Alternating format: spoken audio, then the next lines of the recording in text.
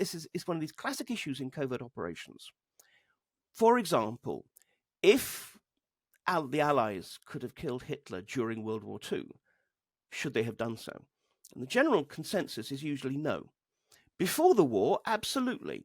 But once the war had started, and in a way, once Germany was locked into that, well, Hitler was a pretty bad war leader.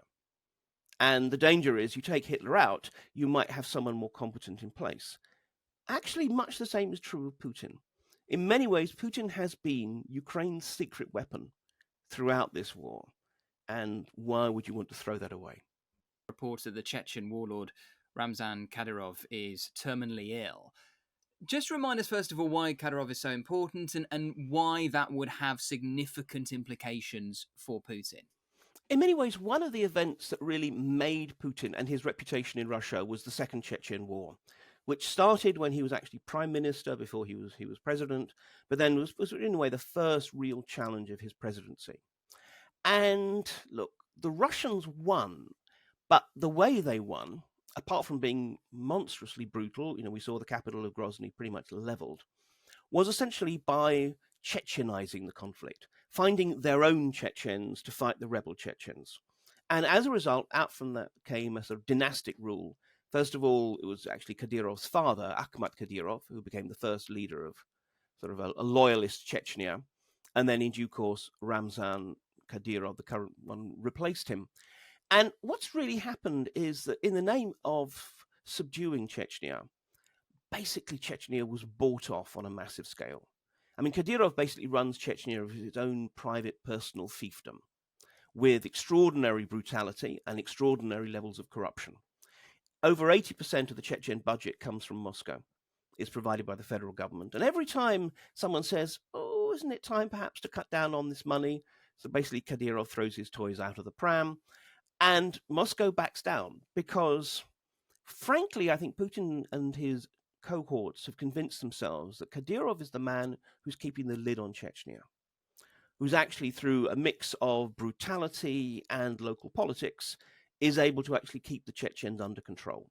And what they're terrified of, especially at the moment, is of Chechnya once again boiling over. Because, Chechnya, it's a small region, but it has periodically rebelled against control by the Russians. Every time it gets a chance, essentially. And the Chechens, frankly, are hard as nails. So, I mean, for all these reasons, there is that sense of, look, let's just not rock the boat. We know that basically what's happening in Chechnya is ghastly. You've more or less got Sharia law in contravention of the Russian constitution. And Moscow's having to pay for it, as well as a lot of vanity projects. But look, it's just a lot easier to keep the status quo going. But now, if it's true that Kadyrov is mortally ill, and certainly looking, I mean, he was at the inauguration, and looking at this footage that he needed two guys to help him take his jacket off, he was definitely not looking in good shape. If it's true, then in some ways Putin's hand is going to be pushed at the very moment when he least needs this to happen. Because if there is any sort of kickoff in Chechnya, the question is who would deal with it when his army is, I think it's 97% of all operational ground forces are currently deployed to Ukraine. The last thing he wants is a third Chechen war. Is there any obvious successor to Kadyrov in Chechnya? Well, Kadyrov clearly wanted to keep this in the family, and he was grooming his sons to take over, but his oldest son is only 18, has no real credible standing, and in any case, the law says you have to be 30 to be Chechen leader. Now, again, maybe they could tweak that a bit, but probably not 12 years. And although in the past, sort of when Ramzan Kadyrov wasn't quite old enough to take over when his father died, they put in a sort of temporary regent in effect. But a 12-year temporary regency isn't possible. So there are various candidates. The man who Moscow seems to favor is Apti Alaudinov, who is currently the head of commanding Chechen forces inside Ukraine, and to be honest, is a bit more urbane. Even to the point of actually he speaks good Russian in a way that Ramzan Kadyrov almost spoke comically bad, accented Russian. It sounded a little bit like something out of Allo Allo. So they would clearly like Alaudinov to take over. But the problem is there's a whole variety of other Chechen bigwigs who also may well feel that they have equally, if not better, status and standing. And the big concern is if they try and impose Aludinov, are others going to start kicking off and saying, no, we're not accepting that? And in Chechnya, there is a whole variety of security forces that are notionally Russian controlled. In practice, they are Kadyrov controlled.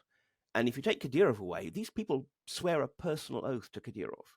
So if you take him out of the picture, then the risk is that a whole bunch of different warlords will have their own ready-made armies. Whilst we're talking about the mortality of leaders, we should come on to the news about Zelensky this week. Ukraine says it's arrested 2 security officials on suspicion of plotting with Russia to take President Zelensky hostage and assassinate him. What more do we know about the details of this plot, Mark? I mean, it's still quite confused. So the interesting thing is that the 2 individuals concerned are meant to actually be colonels within the security apparatus, which, is saying something. A colonel is essentially a fairly senior figure. And I mean, what it speaks to, and again, look, we have no idea of just how accurate it is, and more details will emerge. But it's entirely plausible. Firstly, clearly the Russians, who dramatically underestimated Zelensky at the beginning of the war, as in fairness, so did everyone else. No one thought that he would blossom into this extraordinarily effective wartime leader. I think they're aware of the degree to which he is an absolutely crucial factor, not just in holding Ukraine together and mobilizing it, but also in terms of his capacity to cajole, browbeat, and charm the West into continued support for Ukraine. So, although I suppose there's always the risk of turning him into a martyr, I can well understand that Moscow may well prefer him to be out of the picture permanently. But also, it speaks to the fact that actually Russia still has continued penetration of the Ukrainian apparatus, and particularly the security apparatus. I mean, I think this is something that we've seen even 2 years on, is the degree to which the Ukrainians are still finding Russian agents. Now, look, in some cases, I have a suspicion there is a little hint of the witch hunt at work. That, it's too easy to find someone and decide that somehow they're Russian sympathizers because back in 2021 they said, oh, well, maybe Moscow has a case on this point or something. But in many other cases, they are clearly not. They are finding genuine Russian agents. And in that respect, I mean, actually, for me, the surprise is precisely that if they had officers of this standing, that they hadn't basically deployed them already. I mean, again, it's quite interesting. And we don't know whether it's because, again, of political hesitation in Moscow. That sort of sense of, oh, well, will it actually worsen the situation, turn Zelensky into a martyr, push, for example, the American sort of House of Representatives into supporting aid, or whether it was just simply that they just weren't physically in a position to be able to actually spring their plot. But again, it's a case of the Russians having a powerful asset and wasting it. It's a really good point you raised there, Mark, because surely if Russia did assassinate President Zelensky, that would provoke a stronger reaction from the West and maybe escalate this war. Exactly. I think this is a problem that the Ukrainians have time and time again shown themselves to be very hard to predict for the Russians. And in part that, actually, look, there's a lot of really smart Russia analysts and so forth Ukraine analysts within the Russian government structure, whether we're talking about the intelligence services or the foreign ministry or whatever.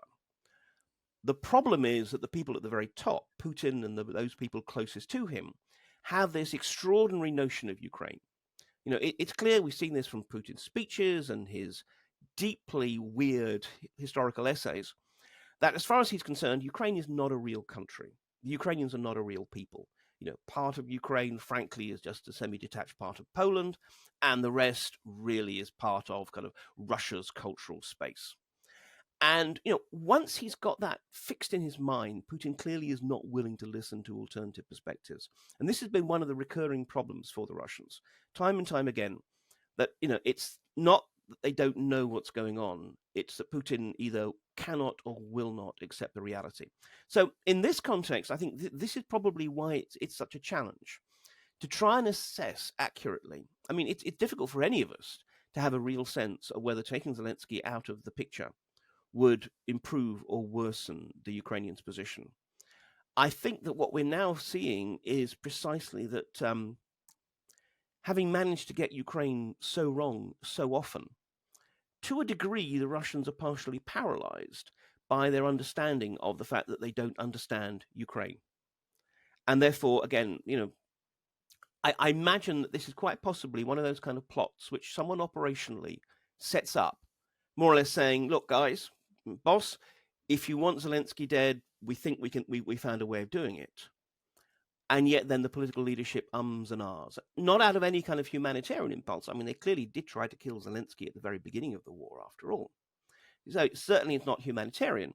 It's that they don't really know. They are to a degree paralyzed by their continued inability to really understand what makes Ukrainians tick, let alone then how the West might respond. It's fascinating how it's reported that this was planned as a inauguration gift for Vladimir Putin. How much does Zelensky personally get under the skin of Vladimir Putin? He clearly does. And I think, again, it speaks to a wider issue. In some ways, the problem, as far as Putin is concerned, is that Zelensky is, a fairly, in some ways, or has been a fairly Russified Ukrainian. He grew up speaking Russian. His early career actually was in Russia. That's when he really began to make his name as a comedian and then an actor. It was on the Russian scene before he went home. Now, we know that Putin has this kind of weird way of looking at the sort of distinction between enemies and traitors. Enemies you fight with, but the point is you may sometimes be able to reach some kind of a deal with them. Traitors, though, you can do nothing with traitors except wipe them out. Whether that means, as we've seen, a defector getting shot in Spain, or I think this is why sort of Putin has trouble with Zelensky. As far as he's concerned, Zelensky is in some ways a traitor, because he should be on the pro-Russian side of Ukrainians. He should be, as Putin sees it, willing to understand Moscow's point of view and willing to accept that Moscow has cultural, political, historical hegemony over Ukraine. And the fact that Zelensky turns round and sort of holds together this extraordinary coalition government, or coalition of the people, really, rather, in order to precisely resist Russia so effectively, I suspect, and again, look, trying to psychoanalyze Putin is in many ways a foolish and dangerous venture, but we all do it anyway. I suspect that's what really gets under Putin's skin, because as far as he's concerned, Zelensky is not an enemy, but a traitor. And as you say, we know that Russia have been coming up with plots to assassinate Zelensky for years now. Do you think the reverse is true? Are the GRU, is Ukrainian military intelligence actively planning to assassinate Putin? I mean, to be honest, I'm sure they would have no problems. I mean, particularly, of all the various agencies of the Ukrainian government, the military intelligence seems to be the most gung-ho, sometimes I would suggest counterproductively in terms of some of the operations they carry out. But on the other hand, we have to acknowledge that there is a massive security structure built around Putin. I mean, I remember once, this is even before the war, living on one of the big thoroughfares that head into the center of Moscow. And, the ones that Putin would take those rare times he was going to the Kremlin from his palace outside. And, for hours before, you've got snipers on the rooftops and people checking all the manhole covers and people's being stopped from actually leaving their apartment buildings, and so forth. I mean, it really was amazing sort of operation before this huge sort of 60-odd car and motorbike motorcade zoomed along the road. And I'm sure that now under wartime, it got even more restrictive. So, I think in that context, it would be very difficult for the Ukrainians to get at him, especially because the Russians had been basically penetrating the Ukrainian political and security structures for years, in part particularly benefiting from certain leaders, such as the previous leader Yanukovych, who were actually fairly pro-Moscow, and in some ways opened up windows of opportunity for the Russians to recruit agents. There's never been that kind of similar opportunity or really need until recently for the Ukrainians to do the same. So again, if they felt they had an opportunity, would the Ukrainian military intelligence take out Putin? Quite possibly. Though, on the other hand, I also suspect that, as we've seen in the past, it will be Zelensky who then reins them in, for fear that something like that would lead to some catastrophic escalation and, I don't know, nuclear explosions above Kyiv or something similar. So, again, I'm sure the spooks would love it, but they tend to get kind of carried away with their own opportunities. I suspect that the Ukrainian political leadership would ultimately say, better not. And again, it's sorry, I'm rambling a little bit, but this is one of these classic issues in covert operations. For example, if the Allies could have killed Hitler during World War II, should they have done so? And the general consensus is usually no. Before the war, absolutely.